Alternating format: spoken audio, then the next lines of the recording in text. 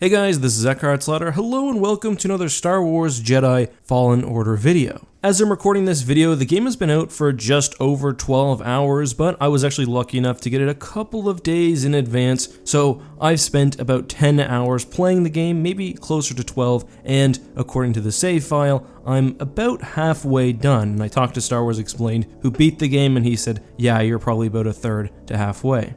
So with that being said, having not beaten the full game, I don't think I'm qualified to do a full review. However, I think I'm certainly qualified to say whether it's good enough and whether I think you guys should pick it up. So that's what we'll do today. I want to give my very basic general impressions without spoilers, go over some of my favorite bits, go over some of my least favorite bits, and sort of give you guys a conclusion. So a few weeks ago, after having tried the game for the first time for about 3 hours, I posted a video asking whether the game is better than Star Wars The Force Unleashed. And some of you did say that, well, maybe that is a low bar, but the fact is, the Force Unleashed games were really the last dedicated single-player experiences we've had in Star Wars. Sure, you can count Star Wars Battlefront 2, but I think it's pretty fair to say that that game was split evenly or even favoring multiplayer, so single-player was not an afterthought but not the main focus. I gotta say, since then, as I expected, almost nothing of the game changed, at least for the portions we played. I've played through those same 3 hours again, and besides for being, hopefully at least, a little better at the game, everything is as it was the first time. So my overall impressions still stand. If you play this game, you can expect quite a bit of difficulty. You can expect Souls-like combat with bonfires and leveling up and grinding its enemies if you want to. You can expect a sort of quasi-open world or sort of hub worlds. And you can expect a decent amount of enemy variety, boss fights, etc, etc. So I do still stand by my initial impression that yeah, this game is significantly better than the two Force Unleashed games, but as I've played more, I've also discovered more things that I both like and dislike. So because I like to end on positivity, let's go over some of the things that I didn't quite like about Fallen Order or that I don't like as I play. So one of the things that's really weird to me is that the game jumps you right into the story and then slows right down. I'm not going to go over spoilers, but you meet your crew basically, and there's almost like this sense of camaraderie that's developed right away but not earned. The characters talk about things that they know about each other, or they make almost little in-jokes when it feels like they've been together for about 5 minutes. Then Cal largely goes off and does his own adventures while the crew stays on your ship. I would have much preferred for a more integrated storyline, maybe one that had a few smaller missions before getting into the meat of the game, which sort of takes place on these different hub worlds. But the story itself seems to be fairly compelling, although it does get a bit of the small universe syndrome that Star Wars games also get, but I still have a lot more of the actual game itself to discover, so I'll talk further about the story once I've beaten the game. However, I do want to talk about the way the game is set out next, and this isn't so much of a negative, but perhaps a neutral point. I really like the idea of there not being any fast travel system, of having to explore these planets and sort of trudge your way back, but the problem is that the initial 4 planets at least all seem very similar. Sure, Kashyyyk is a jungle planet and Bogano is not, but ultimately they feel like small outposts overrun by the Empire and with wilderness. It would have been really cool if we had some different planets, a Corellia or a Coruscant Undercity or something like that, but to be fair, we are sort of a Jedi Knight on the run, so it makes sense that we're not going to populated Imperial centers. Still, it does feel like a lot of just sort of encountering wildlife, killing rats with your lightsaber, running through the jungle. But the Zepho runes, and that's only a minor spoiler, and the planet of Dathomir, which has been confirmed in the game, are both sort of a nice switch up, and Dathomir especially helps to create a much different vibe. That being said, I did sort of roll my eyes when I finished one planet and had to return back to the other one, then I went back to the initial planet, and there is a lot of backtracking, which I guess saves resources and helps make the game quite long, which it does seem to be, but that is admittedly one of the problems I have with open world games, and I think I would have preferred if there were smaller, less open levels, with the sort of Metroid style progression swapped out for something else. Maybe you land on a different part of the planet and you can revisit different smaller sections. I think that would have been better than having to continually gain new force powers and find new ways to access hidden areas. Thankfully, the map itself is very robust, which is really helpful. Changing topics, I'd say the only thing that bothers me about the game, and this might be a major one to some people, is enemy AI. Enemy are fine when they've been engaged in battle, however there's an issue where, and this may be related to difficulty, they will not aggro on you or attack you outside of a certain range. So if you kill a couple of stormtroopers and their buddies are nearby, they won't always start attacking you unless you physically approach them. So stormtroopers could see their buddies be killed, but won't do anything unless you're within their range. Perhaps that changes based on difficulty, I'm not sure, but it did feel a little bit unsatisfying sometimes. I'm not sure if that would be classified as a technical detail, but I did have one other issue with tech problems.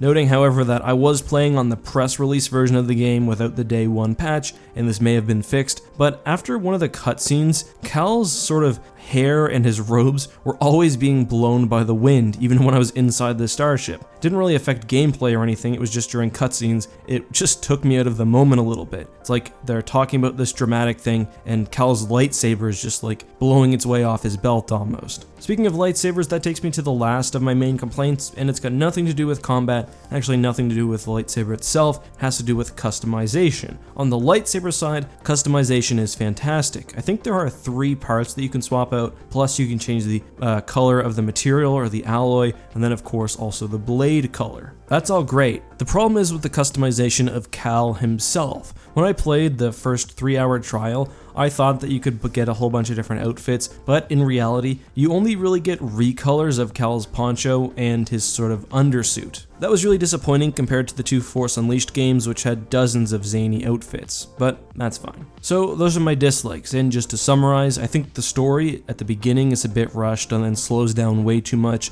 The integration into the team is a little strange. I'm not sure if I'm sold on the hub planet idea and all the backtracking. Then also, I had a few other minor complaints. Let's now talk about the positives, and I really enjoyed this game, so there are a lot more positives, although this section might be shorter because the positives I think are less specific and just more related to the game as it functions. I'm a person that, I guess in my old age of 27, can't really sit down and play a video game for 6 hours, at least not usually. I don't even like playing a video game for 4 or 5 hours and having to come back and play it the next day. However, with this game, although sometimes I was like, okay, I need a break, when I was done playing, I mostly was thinking about when I could continue my mission and, keep on going. The game really has a lot going for it, and I think most of all is the combat. The combat is just so much fun. It's incredibly difficult. Even on what is the normal difficulty, basically 2 out of 4, I get my butt kicked time and time again, even just by a couple of scout troopers in the right place. And that's fun. It's not like the Force Unleashed where you can sort of mash buttons or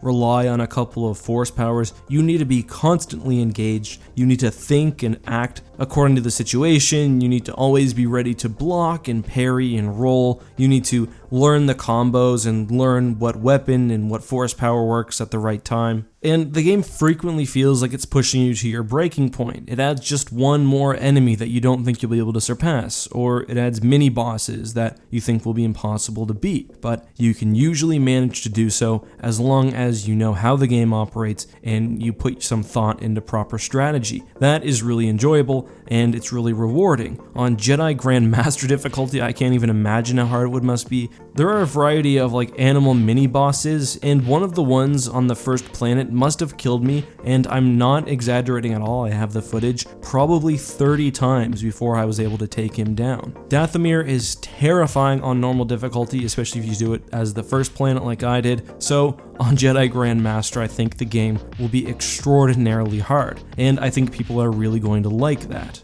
The skill tree is actually a lot more deeper than I thought it would be. There are a variety of force powers from push and pull to lightsaber throw, and I don't want to spoil anymore, but the only disappointment really is that you don't get all of these at the beginning, and I know when I play through the game next time, I'm going to try to push enemies because it's just so fun, or do whatever else, and I won't be able to. It also seems like there's more than enough skill points to upgrade everything, which I like, and you always have the option, if you want to get more skills and are finding the game hard, to use those sort of campfires to grind for enemies, which is great. For those who don't know what a campfire system is, or a bonfire system, and who missed my prior video, basically, enemy, there are these sort of save points across the map. Bonfires in reference to Dark Souls, where I think the gameplay style was popularized. Anyway, when you save at one of these places, you can get your health back, you can level up your skills, but all of the enemies on the map, at least until you've passed a certain larger checkpoint, will respawn. So basically, if you need to get down a corridor, you can't kill one enemy, go back and save, because he'll have respawned back. If you die, you lose all of your current XP, but can retrieve it by attacking the enemy who killed you. So I hope that makes sense. I thought the system was really fun, and given combat is the best part of this game overall, I really appreciated it. Another thing I liked is the acting. The voice acting throughout the game I think is just absolutely phenomenal, and also the motion capturing of the characters and their acting. Cal I think is likable, the droid is absolutely lovable, and the crew on the Mantis really kind of fits together nicely, although I do wish, as I mentioned, that they spend a little bit more time together, just because the relationship I think has room for even more depth. The overall story is going in an interesting direction, and I can tell that things are really starting to pick up with the intensity. There are sections that just have me so excited to play, like when you're about to go into an ancient ruin, or, slight spoiler, when you're about to climb in the ruins of an old Star Destroyer. I appreciate the enemy variety as well. You fight a mix of both natural enemies, like creatures on the planets, stormtroopers, and members of the Inquisitorius, plus some other weirder things. There are bosses, mini-bosses, and each enemy feels significantly different.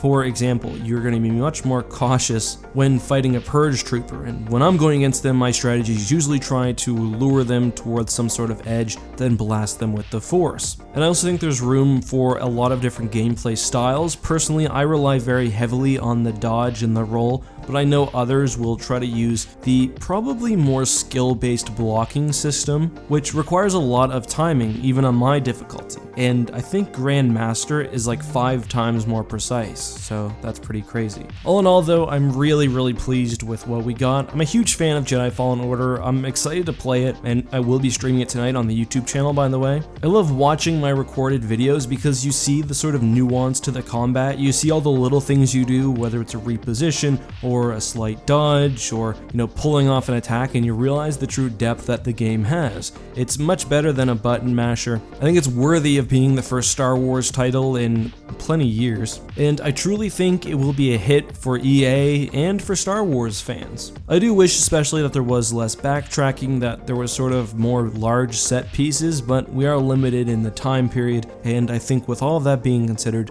they did a really great job. So when I review things, I don't think I want to give it a rating out of 10, at least not for video games. What I think is better is to give it a buy or not buy rating. And for Fallen Order, if you're a Star Wars fan and you want a decently long single-player campaign, I think you know what you're going to get, and I highly recommend to buy. For those wondering about technical specifications on PC, by the way, I have a 2070 Super graphics card and a Ryzen 3600X CPU, and I was able to run the game on everything Ultra 2K, I think averaging probably 65 to 75 frames per second, not often dropping below, say, 55, if that helps. That's all I have to say for today though, guys. I hope this sort of early review is helpful. Let me know what you guys think, whether you're going to buy the game, what platform you're going to play it on, and if you're going to be coming to my stream tonight, which will probably be starting around 6 p.m. Eastern Standard Time. That's all I have for you guys today though. Until next time, may the Force be with you.